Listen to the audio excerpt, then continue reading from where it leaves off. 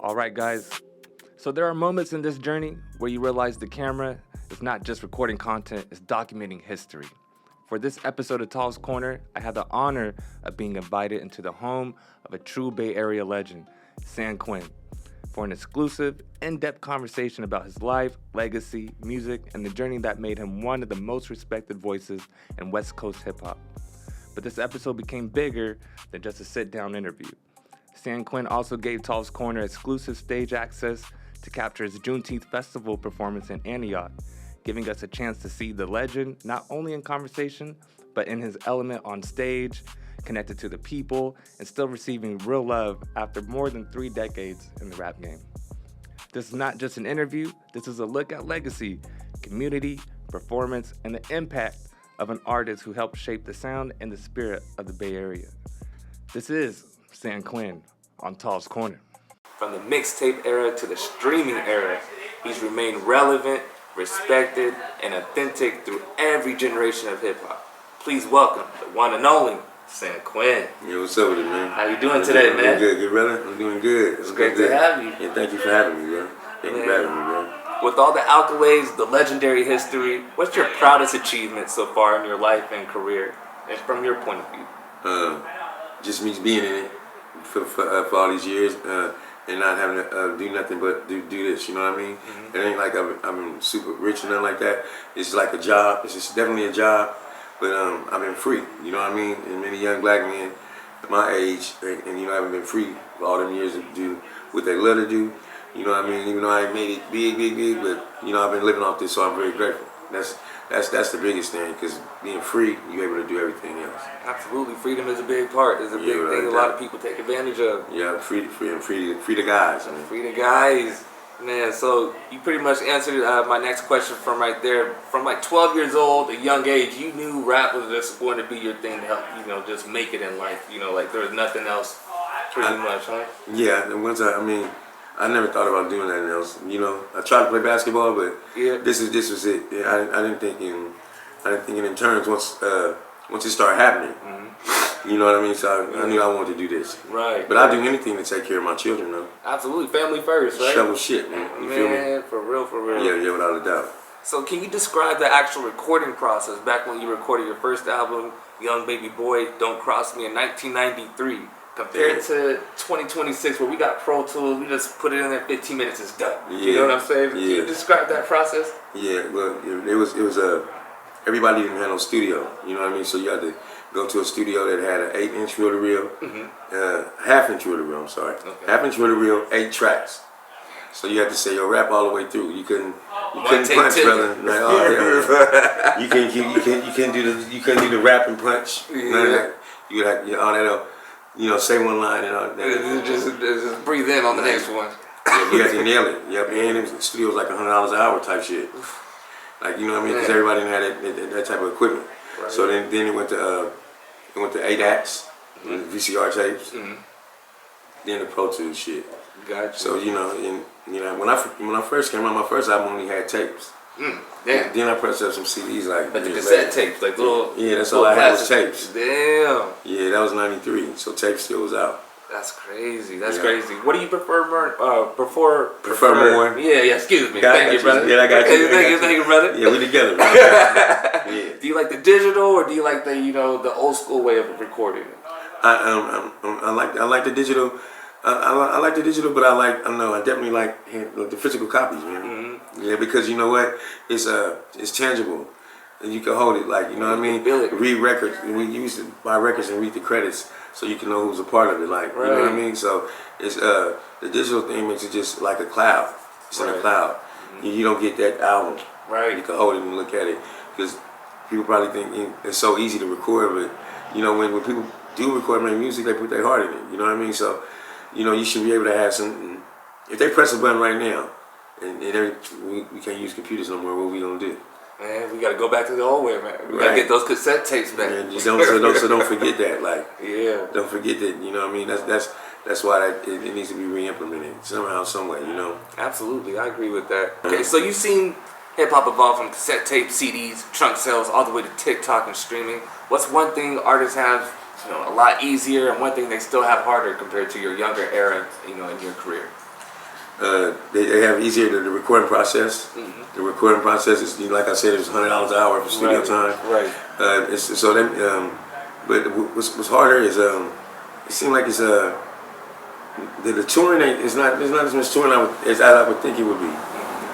It's a lot of maybe people just working at the house type shit. You know what I mean? Yeah. So I would think it'd be more people getting out, like doing more touring. You know what I mean? Yeah. That's what I don't see a lot of networking either. Yeah. A lot of people don't work with each other. That's all that ops type shit. Yeah. We didn't have that. You know what I mean? That's something that's bad about now. Like all the rappers work together. Right. There wasn't no problem type shit. You know, so all the separation, any type of separation, stop when you have thing when you need people. You know what I mean? It's bad. Right. Unless you the CIA type shit. You know, you need to be secret. But, you know what I'm saying? For real. Movements grow bigger when everybody's on one accord, or you know what I'm saying? Kind of like the Shoreline Mafia is a big example of that. You know what I'm saying? Right. That shit is going on. So, Yeah. They seem like they got a good spirited kids. When I meet them too, they was cool. Yeah. It seemed like they definitely have good energy, you know, especially with their music and everything too. Right. Can you take us to one of your greatest performance nights, and you know, not necessarily the biggest crowd, or if there was a big crowd, but the night where everything just felt perfect, you know, from start to finish? Yeah, you got good questions, man. I mean, oh no, that's a good question right there, man. You got me with that one. I can't really say every night is perfect that I make it home. You dig what I'm saying? And people make it home safe.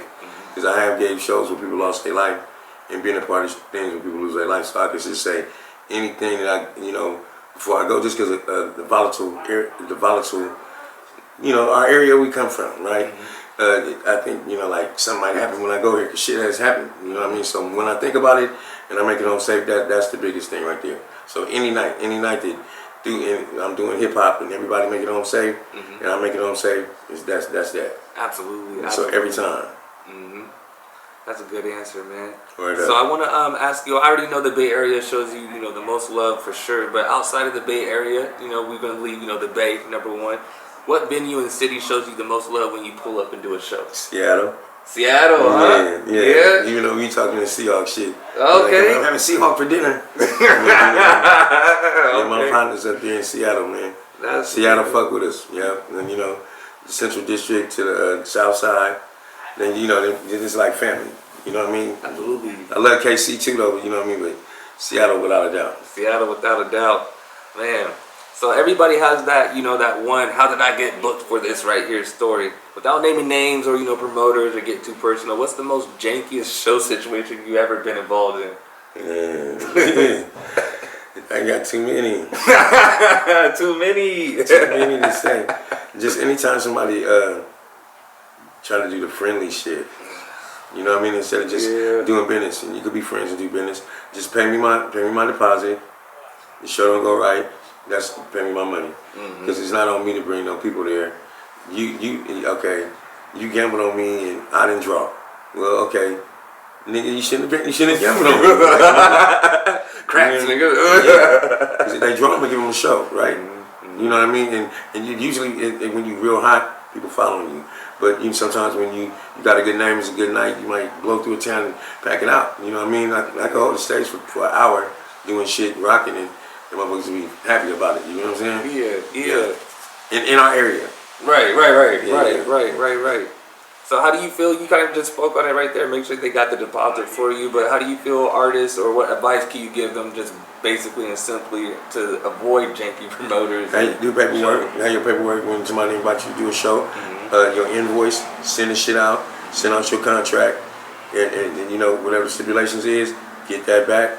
And then that's it. Fuck all that other extra talking, handshake. Buddy shit. Somebody just stand up guy. I got a bad problem with, because I'm a real nigga, so I be, expecting real lot of people to always be monkeys, though. You know what I'm saying? Yeah. One love to the monkeys and the chimpanzees, but you feel what I'm saying? Like monkey act is that you could be any descent act that act other than how you're supposed to act, civilized. So when you make a promise with somebody to do some business, just follow through with it. Follow through.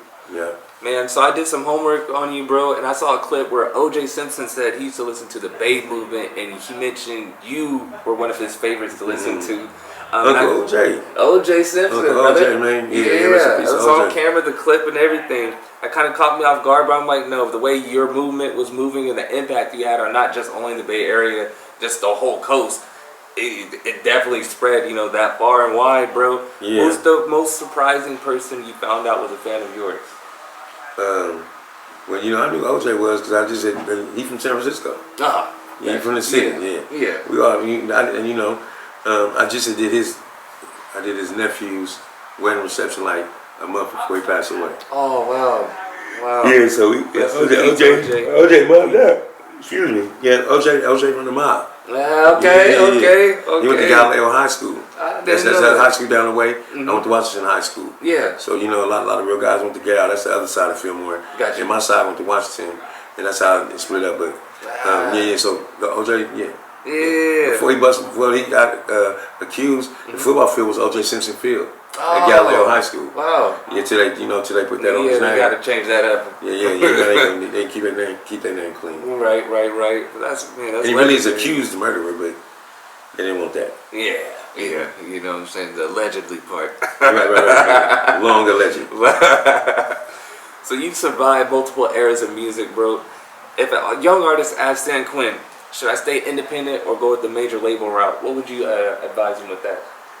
I would tell him just, blow up, because I'm doing shit. And I'd be a damn lie to say that I wouldn't want to be, have my records bigger. That's what you make records for the world to be a part of it. After the in-depth conversation, we got the opportunity to follow San Quinn to his Juneteenth festival performance in Antioch, California. And honestly, it was an honor to see him in the moment, really. There were moments where I had to remind myself I was there to just capture the footage, because once San Quinn hit the stage, you could instantly feel the energy shift, the presence, the voice, the confidence, the connection with the crowd. And it was all there, all real. This wasn't just a regular performance, it was a reminder of what happens when an artist has real history with real people. As the music started playing and his records began coming through the speakers, people started gravitating toward the stage. Cameras came out, people began moving closer. The festival already had great energy, but once San Quinn hit the stage, undeniable. The crowd showed love, families were outside, kids were enjoying the event, people were smiling, dancing, recording, taking pictures. After the performance, people lined up to speak with him, hug him, laugh with him, and get photos with the legend himself. That's when you see the difference between having songs and having real impact. We also had the chance to connect with some of the organizers of the Juneteenth Festival and get a closer look at the energy they created for the community. It was a beautiful event for families, kids, and the city as a whole. It was powerful to see unity, culture, and live Bay Area history all happening on the same stage. Big shout out to Antioch Rec for helping create that moment. So after the festival, we got back with San Quinn for a post-performance conversation to reflect on the energy of the day. At this point, it became clear that San Quinn's impact is not just about music, it's about the way people respond to him and the way they still show love, and the way his presence continues to actually mean something after 33 years in the rap game. In this segment, we talk about what it feels like to still receive that type of love, how he has remained connected to the people, and why his legacy continues to reach different generations. We also take a deeper look at how San Quinn wants to be remembered, not just as a rapper, but as a man, a community figure, an inspiration, and someone who continues to give back through his voice, his story, and his example. This is the part of the episode where the performance meets purpose. Yeah. All right, so we're back from the performance. Man, that was a fire performance, man. Off top right there. You can just see and feel the energy. Right, you know what I'm saying, yeah, brother? you, you know what I'm saying? Like, yeah, for the black people. Right? You know what I'm saying? Right, That's the best way to do Juneteenth. Yeah. What keeps you going to, hit that stage and everything? Is it chasing that feeling, or can you explain that, man? And I do like the feeling of, like, I know I got good, I think it is a feeling. You want people to sing along with you. Yep, it is. It's the rush of going to the stage and knowing that people going to know your shit and then sing along with you and shit.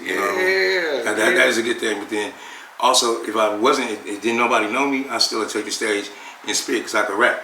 You know what I mean? So when you got a skill, it's good if people know you. It's good if people don't know you because you can display your skill and your talent to speak for itself. Absolutely. I have fun performing on it. Man, that was a great word, bro. Like in the clip, it's even cool to see how even young people that don't even know you gravitate towards your energy. Like the young woman. She wanted to say I was something, huh? Yeah, are you a streamer? Maybe because you had the camera or something, but she felt some, maybe the glasses, you know what I mean? Yeah. But she felt something, that's the type of word I want to give off anyway. You know what I mean? Because everybody is somebody to me. So some people, like, if you know me, they be like, he a nice person, but it's just that, well, I be an asshole to people. Exactly. You know what I mean? Somebody come and say they like my music, thank you for supporting me. Because you don't have to support me. You don't have to like me. It's just a choice. It's by choice. So, people be like, I ain't gonna go jock him. You ain't jocking me. If you say you like my music, I'm gonna say thank you because you have to make the choice to listen to it. So don't. I'm just telling people, don't feel like you can't say what's up to me because I know how to accept a compliment. And I know how to say be appreciative of it too. Absolutely. You can see on the footage that we had, taking pictures with everybody. Everybody's showing love. Everybody appreciates your presence, bro, when you step up, and that's something rare. Not everybody has that, bro. Right. Maybe everybody raps, but not everybody has what what I'm saying. We just saw there in that clip. Yeah, you know what is that's what I exude. That's what I mean to do. I don't like assholes. I don't like bullies. I don't like separatists. You know what I mean? Everybody's somebody. You never know who you might need. And if you can inspire.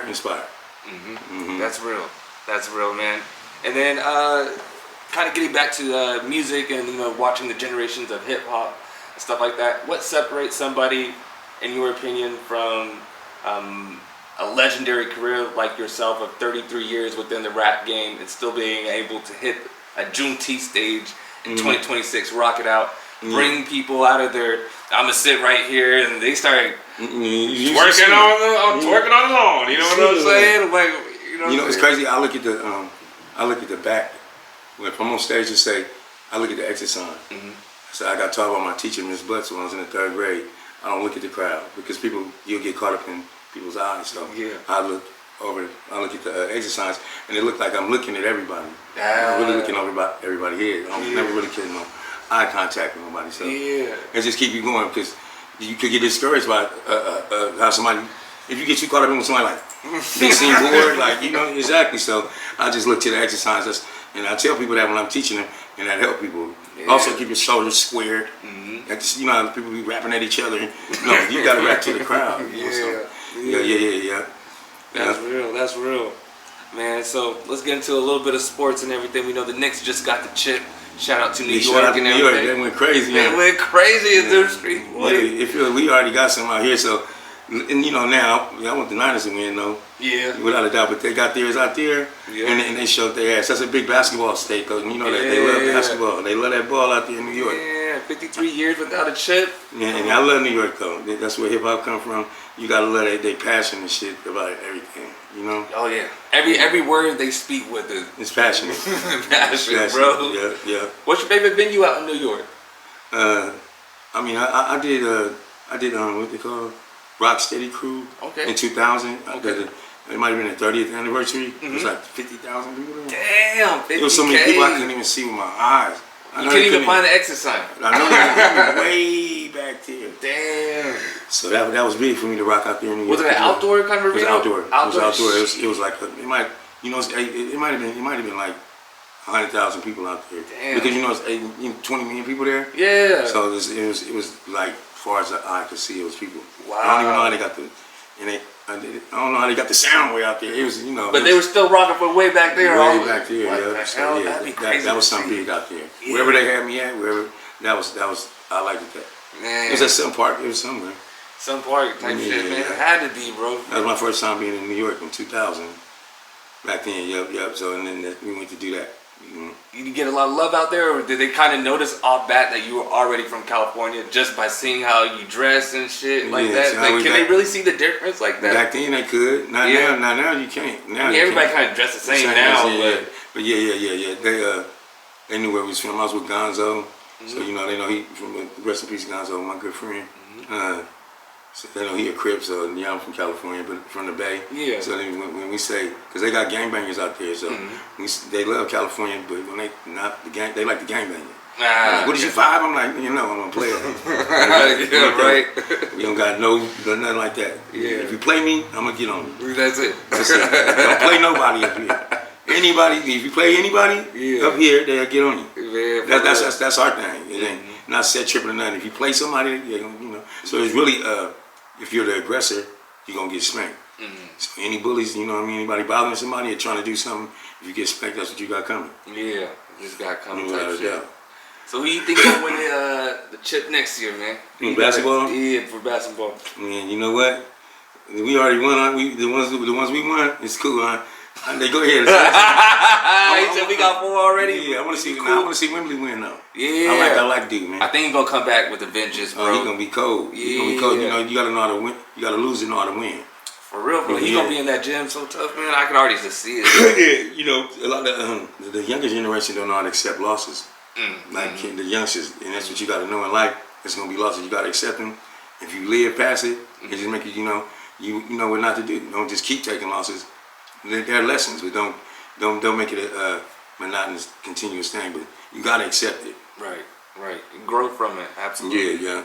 Speaking of basketball, you know, you've seen the different eras, just like music, evolve from it. Would you say today's NBA is too soft compared to Rodman, Barkley in the '90s era, as far as fouls and physicality? You know what? That's good because like look at like the CTE shit with the NFL. Like you know these ball players, they go risk their life for entertainment. Yeah. Then they got a life after that, and they be all fucked up. Like can't walk. Yeah, you don't know. Motherfuckers can't get blasted. So anything for safety of the human body, like that's because if they did any sanctions that they put on that, they did the studies to say this you know what I mean, to make motherfuckers survive. So I'm all about living. You know what I mean? Absolutely. That CTE shit is. I think that's why Arnold Smith died, man. I don't know what his toxicology report was, but he definitely had CTE. Yeah. And you could just see, just to wake up in your right mind. You know, you gotta thank God for that. It's so many things to be grateful for. If you count your blessings, you'll never be. You should never be upset. If you know what I mean, because there's always somebody doing worse than you. But, always. You know what I mean? So to wake up in your right mind is a great thing, right? Absolutely. I know people ain't got no legs, no arms. They got their mind, and their mind still work. I know people with legs and their arms, their mind gone, and they can't do nothing. Exactly. I know exactly what you mean. Yeah. So let's, switching up a little bit, as we start to take a close, I have a few important questions I want you to think about right here. So, like, let's say 50 years from now, someone discovers San Quinn for the very first time. There's a whole crate, cassettes, CDs, a couple of waves, MP3s. Yeah. What's the first song they need to hear and why? Look what I done for them. Yeah, because that's me. Yeah. That's that. I done help. I help. I don't help like God to take care of my people. You know what I'm saying? So that's my payback. But I done helped a lot of people. Yeah. So that describes me. That's cool. Look what I done for them. Yeah. Yeah. Legendary. When your career is all said and done, what do you want? Hope people say about San Quinn the man and not San Quinn the rapper. He's a stand-up guy. He's stand up the whole time. I do anything to help his family. Like, my great grandkids always tell people that I do shit with generational blessings, not just right in front of me. So then, so just like you have a generational curse, generational blessings. So that's what I'll be working towards. And even when people don't understand it, it's not about being nice. It's about an aura that you leave. Yeah, absolutely. In the world, right? Yeah. And people see that even before you probably even get a few sentences off. Yeah. People always, sometimes, people see shit in me that I don't see myself. But they do, it's never evil. It's not no evil. Like, people come talk to me, want me to listen, and you know what I mean? So it's always righteous shit, though. Yeah. You saw that as well while we just hit the Juneteenth festival. All those people came up and said, well, look at the picture, look at the photo. Come on, you can't fake that right there, No problem. Before we get out of here, what projects, tours, merchandise, or anything you want the people to tap into right now? My son's got a movie coming out called Splash City. Splash City. I want everybody to check out. Everybody go see Splash City, especially Northern California, but in the world, that's the movie that starred my son Galaxy and my son H2O, and a bunch of a couple other people, but Burner putting the movie out. So big shout out to Burner, Cookies, Galaxy Adams, the Snowman, H2O the Wave, and check out Vitani about our Oakland. You heard of Vitani? Yeah. And I'm kind of working on something. I was kicked back, but I'm working on something with Vitani. We gonna drop some shit, but I want y'all to pay attention to Slash City, Galaxy Adams, and H2O. That's the biggest thing to me, my sons. Absolutely. Make sure to go tap in with that. We have today San Quinn tapping in with Tall's Corner. My name is Tall Yoda. Thank you for tapping in today. We out. Tall Yoda, man. This episode became way more than I expected. What started as an exclusive interview turned into a full look at San Quinn's world, his home, his story, his stage presence, his connection to the community, and the love people still have for him after decades in the game. From the in-depth conversation to the Juneteenth Festival performance to the post-performance interview, this was a reminder of what true legacy looks like. A real artist does more than make records. A real artist leaves memories, inspires people, represents where they come from, and continue to show up with purpose. I want to personally thank San Quinn for his time, his hospitality, and for giving Tall's Corner, Music City Star Factory exclusive access to capture this chapter of his story. From his home, to the stage, to the people to continue to show him love, this was big. And big shout out to Antioch Rec and everyone involved in the Juneteenth Festival for creating a beautiful event for the community. And to everyone watching, make sure you tap in with San Quinn, Splash City, the movie coming out, starring his sons. Support his music, his projects, and everything he has coming out. This is Tall Yoda with Tall's Corner at Music City Star Factory, and we're out.